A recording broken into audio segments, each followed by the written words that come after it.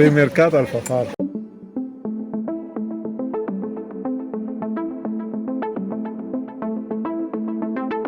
Tenemos género de mujer mayor, o mejor, para jóvenes también, de hombres, todo tipo de textil, de cualquier tipo de modelo lo traemos siempre.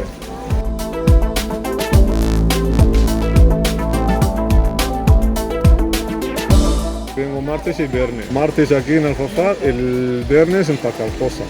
Hombre, las mujeres venden más que hombres, pero bueno, pues, cada día eso es lo que hay.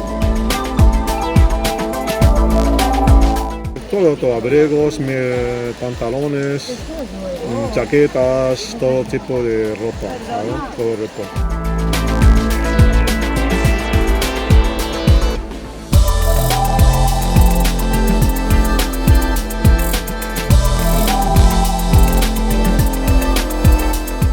Ahora, cuando si cambia el tiempo de frío, sé que vendemos más jaquetas y abrigo.